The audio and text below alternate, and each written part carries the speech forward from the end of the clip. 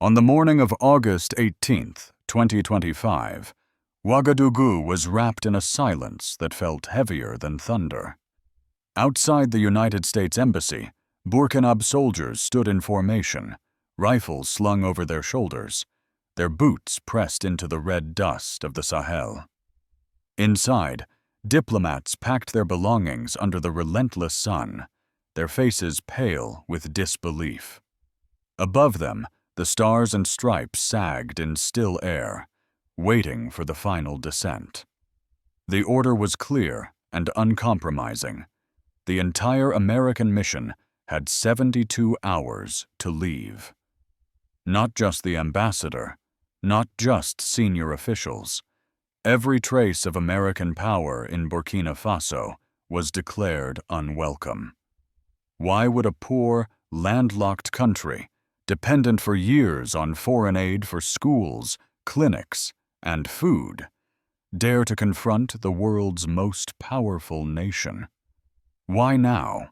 The answer lay not in a sudden quarrel, but in the sting of words printed on a single report.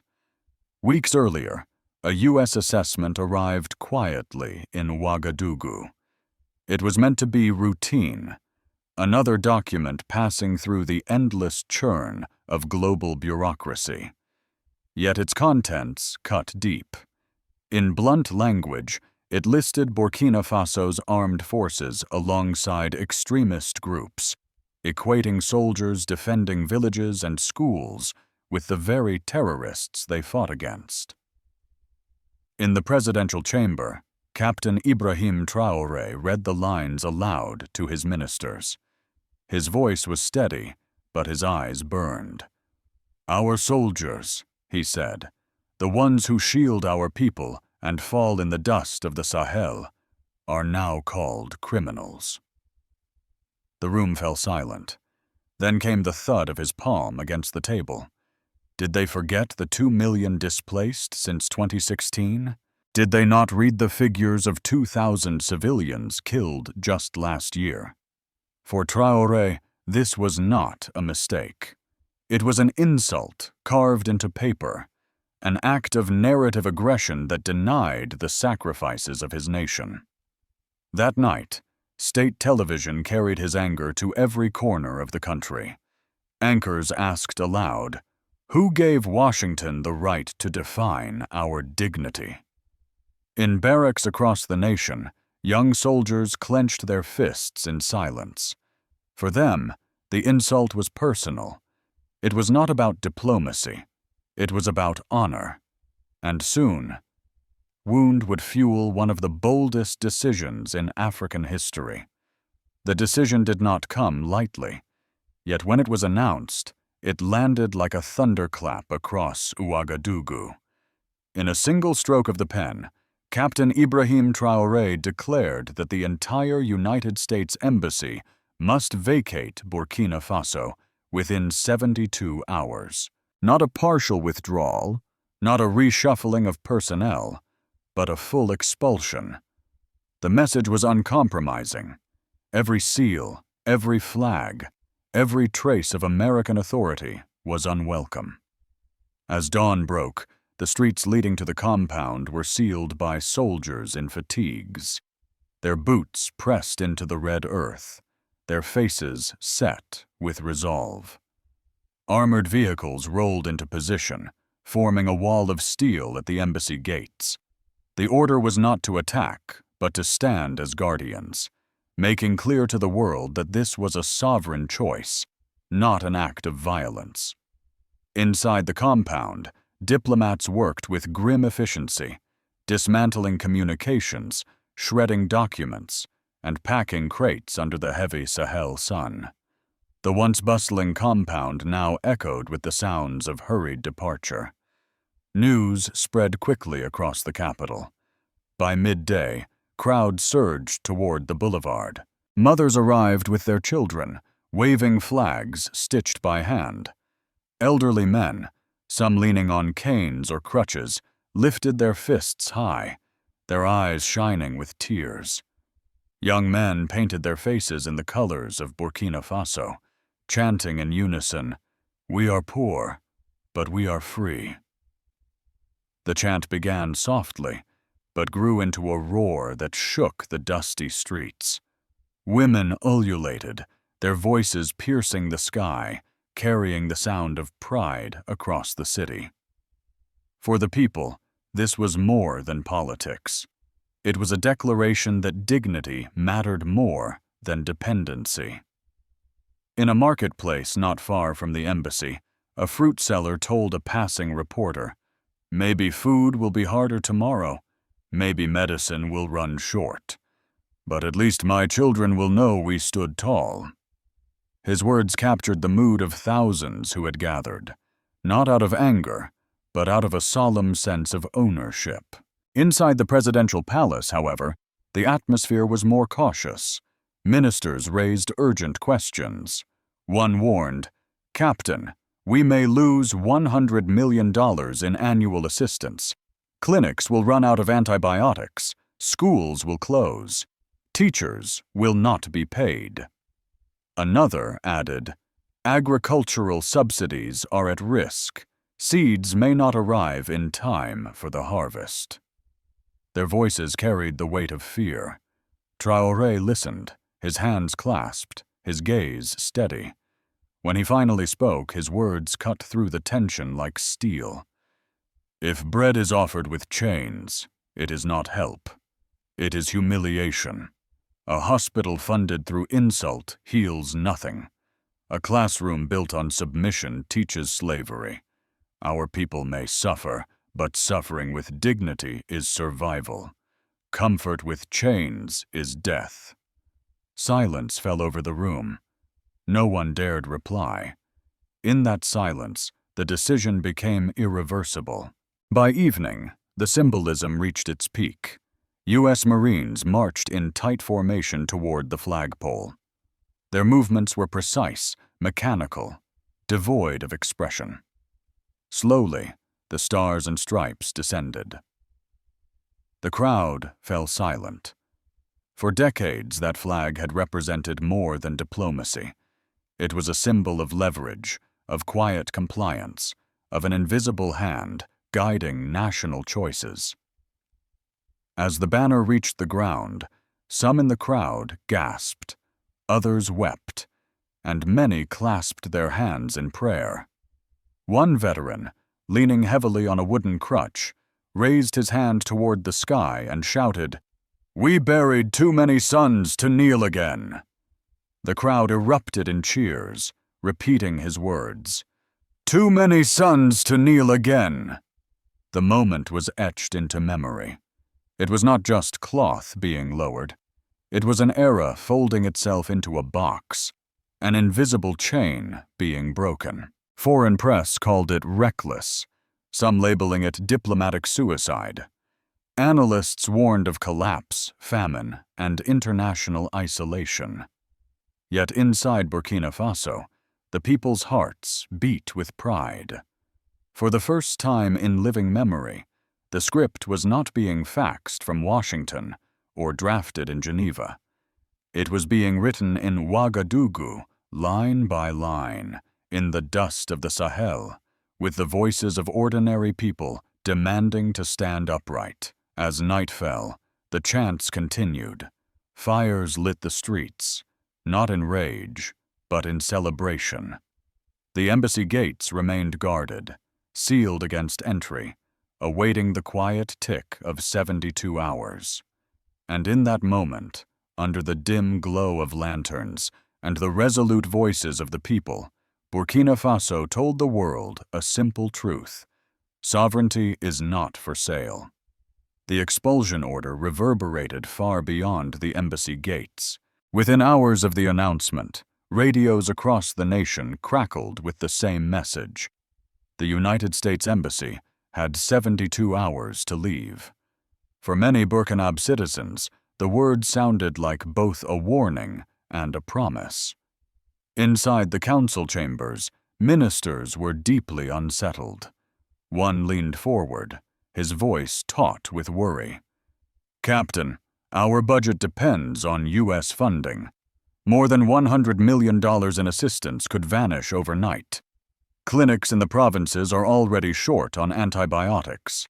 If shipments stop, children will die. Another minister added, "Our schools are hanging by a thread. 6,000 classrooms have already closed because of insecurity. If foreign salaries dry up, the education system could collapse." Their words hung heavy in the air. Traore listened carefully, then spoke with a calm but unyielding tone. A classroom built on submission teaches slavery. A clinic built on insult heals nothing. If we continue to trade dignity for supplies, our children will inherit chains instead of freedom. I would rather face hunger standing tall than accept bread on my knees. His reply was firm, and though fear remained, the ministers sensed there would be no reversal. Out on the streets, the impact of his words was immediate. In the markets of Ouagadougou, women spoke openly while selling vegetables. One said to another, "We may eat less, but at least we are not shamed." A farmer who traveled from Saba told a local journalist, "If I eat today and bow forever, I would rather go hungry and stand upright." His voice carried the exhaustion of years, but also a quiet pride. In Kaya, a midwife stood outside a small clinic. Supplies were dwindling, and she knew births would become more dangerous without foreign medicine. Yet when asked if she regretted the embassy's expulsion, she shook her head. "Let the medicines run out," she said. "I would rather deliver with bare hands than treat women whose dignity has been sold." Her words spread quickly on local radio, replayed across villages until they became almost a proverb. University students, inspired by the moment, began organizing literacy workshops to replace shuttered classrooms. They met under mango trees, in empty courtyards, and in half-ruined buildings, determined to teach children to read and write with or without official support. On radio stations, volunteers launched donation drives for medicine, urging citizens to contribute what little they could. Religious leaders called for fasting and prayer, not for foreign aid to return, but for the strength to endure without it. The hardship was real, but so was the awakening. People who had long felt powerless now spoke with new confidence. "If they call our soldiers criminals, then let them call me poor," one man declared in a crowded mosque. "I will accept poverty before I accept chains." In villages across the Sahel, the refrain echoed, "Better hunger with dignity than comfort with humiliation." Foreign observers expected unrest, perhaps even riots, but none came. Instead of chaos, the people displayed a collective tightening of will. In a refugee camp outside Wahiguya, where food shortages were already severe, a boy tugged on Traore's sleeve and asked softly, "Captain, will we have enough to eat?" Traore knelt beside him and whispered, "Maybe less food today, but more freedom tomorrow." And freedom feeds longer than bread. A passing journalist captured the moment, and within days, the quote became a rallying cry, printed on posters, repeated in sermons, painted on city walls. The psychological shift was unmistakable. For years, aid had been seen as lifeblood, indispensable. Now it was increasingly viewed as a leash. People began to imagine alternatives, even if none were yet within reach. Retired soldiers in the town of Tu gathered children to teach them discipline and history, stepping into the gap left by failing schools.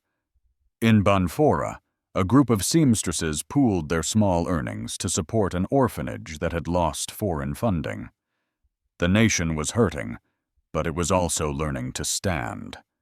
Artists painted murals of the American flag being lowered and the AES banner rising above it. Beneath the images were simple words, "We may have little, but it is ours." These murals spread faster than official statements, carried by photographs on phones and radios across the Sahel. They became the visual scripture of a people who had chosen hardship over humiliation, strain over surrender. International analysts described the atmosphere as fragile, but inside Burkina Faso, people described it differently. For the first time in years, they felt ownership. They were not passive recipients of aid, nor silent subjects of reports written abroad. They were authors of their own story, no matter how painful the chapters might be. The risk of hunger and disease was undeniable. The fear of collapse was real. But when asked if they wanted to reverse the decision, most citizens shook their heads. They had buried too many sons, endured too many insults, and sacrificed too much to turn back. For them, this was not the beginning of isolation. It was the beginning of dignity. The expulsion of the United States Embassy sent tremors through the halls of power far beyond Ouagadougou. In Washington, the reaction was immediate and uncompromising. Inside the State Department's Situation Room, screens glowed with images of Marines lowering the American flag. Voices rose in anger. "This is not a dispute," one senior aide warned. "This is a rupture." The Secretary of State delivered a sharp statement, calling the move diplomatic suicide. Threats followed quickly: suspension of all assistance, reassessment of security cooperation, and quiet warnings to other African nations not to follow Burkina Faso's example.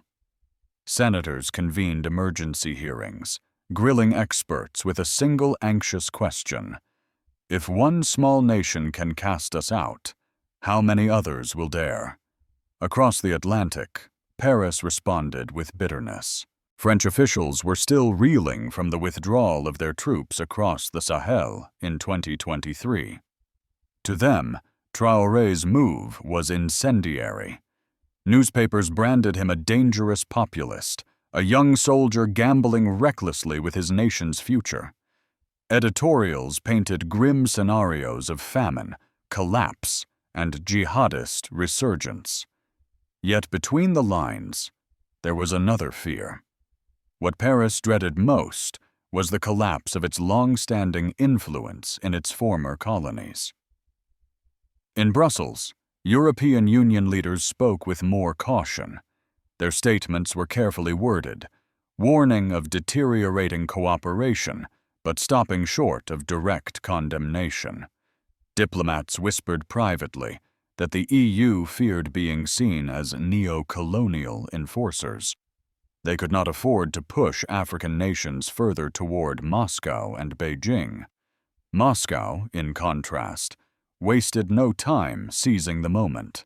On Russian state media, commentators hailed Traoré as the young lion of sovereignty, a symbol of emancipation from Western dominance.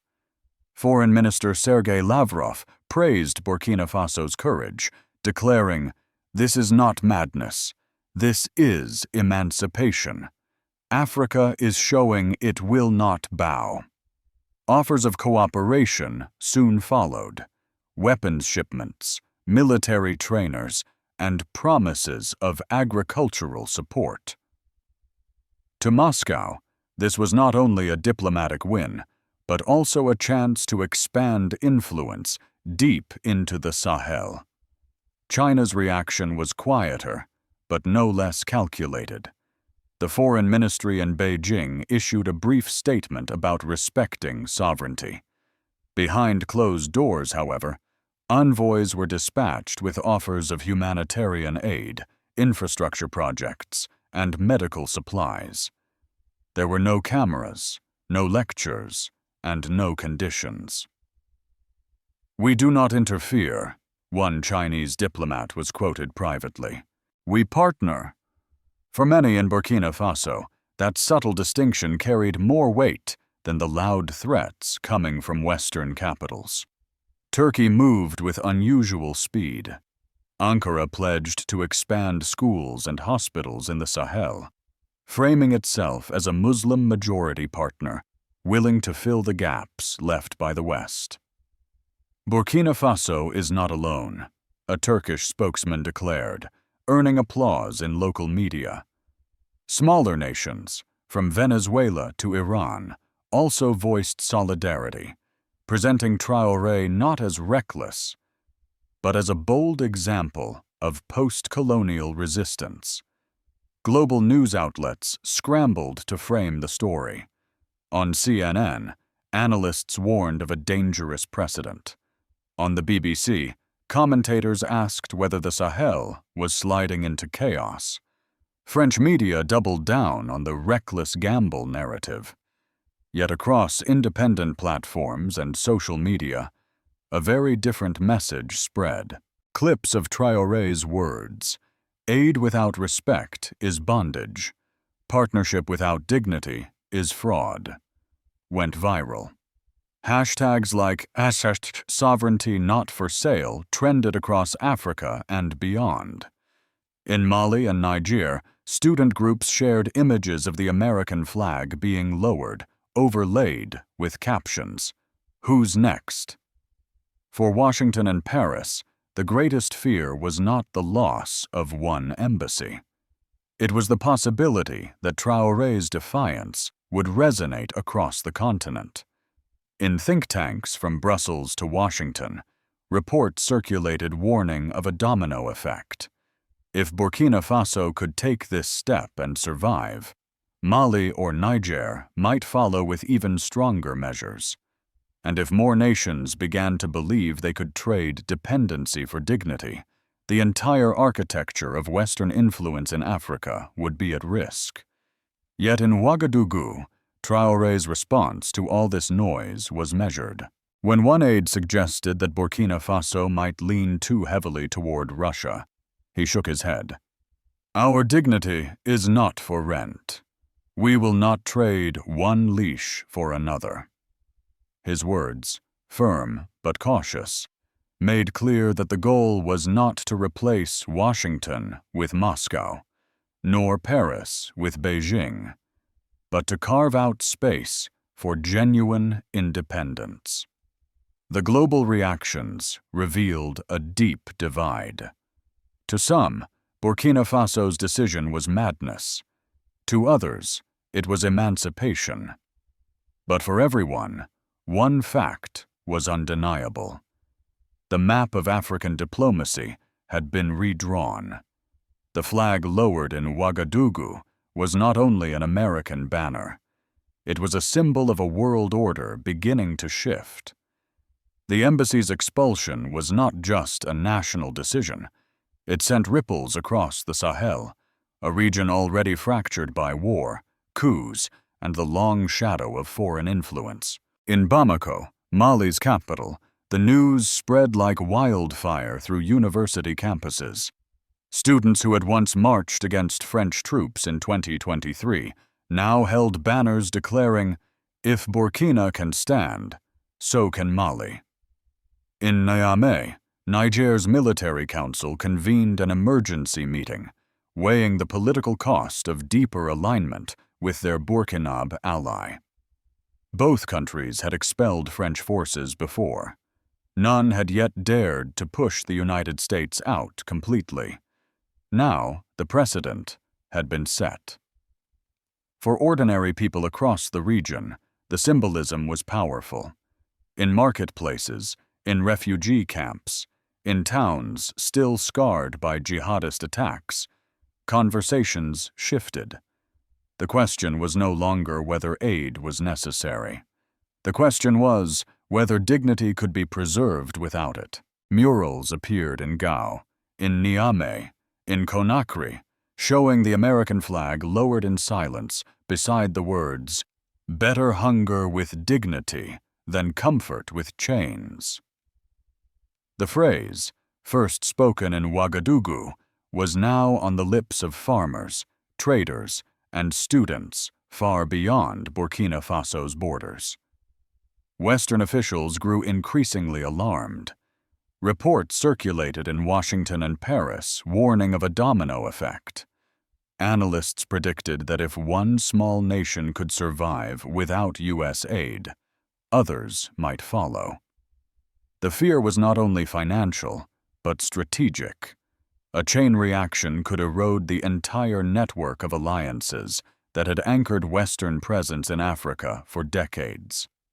"If Burkina Faso can cast us out," one American senator asked grimly during a hearing, "how many others will dare?" Within the Sahel itself, momentum was building. Under the AES banner, whispers of a new development pact began to surface. Could Mali, Niger, and Burkina Faso pool their resources, coordinate their defense, and create an aid system outside of Western control? The idea was no longer theoretical. It was being discussed in cabinet rooms and military councils. The logic was simple. Alone, each country was vulnerable. Together, they could form a shield. In Ouagadougou, Traoré framed the moment not as an act of isolation, but as the beginning of self-authorship. "They gave us rifles, but silenced our tongues," he told his generals. "They gave us medicine, but poisoned our confidence. Now we choose to stand with our own." His words resonated not only within his own borders, but across the region. The Sahel had long been a chessboard for outside powers. Now, in the space of 72 hours, the board itself was being flipped. For the West, it was a geopolitical crisis. For Africa, it was the possibility of a new beginning. As twilight fell on Ouagadougou, the gates of the U.S. Embassy stood locked, the compound silent. The stars and stripes had already been lowered and packed away, its absence more powerful than its presence had ever been. In its place, the AES banner fluttered in the evening wind, hoisted not by politicians, but by students whose voices cracked as they chanted, "Sovereignty is not for sale." Women wept, elders prayed, children climbed onto rooftops to wave the national flag higher. It was more than a diplomatic act. It was a rupture in the rhythm of history. Inside the presidential palace, Captain Ibrahim Traoré faced his ministers one last time. Some were anxious, some were defiant, but all understood the scale of what had been done. He spoke quietly, his words deliberate. "We are not expelling a building. We are expelling an attitude. Aid without respect is bondage. Partnership without dignity is fraud. Even if we stand alone, we stand as a nation, not as a colony."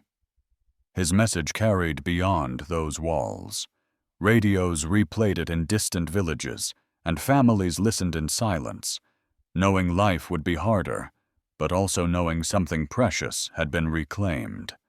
Across the world, the debate raged. In Washington, officials warned of collapse.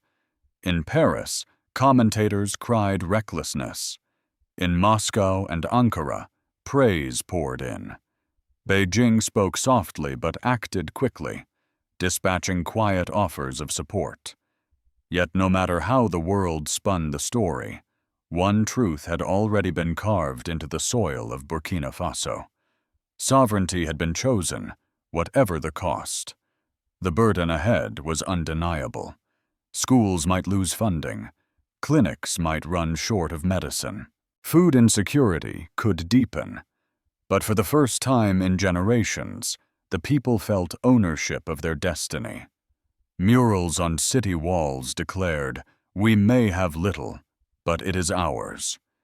In refugee camps and farming villages, voices repeated the refrain, "Better hunger with dignity than comfort with chains." And so the question remains, was this the first page of true freedom, or the opening lines of isolation?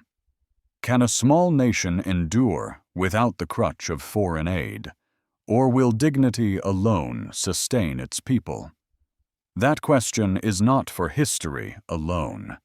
It is for you. If you believe dignity is not for sale, share this story. If you believe sovereignty begins with courage, let your voice be heard. Burkina Faso has chosen its path. Would you choose the same if it were your nation?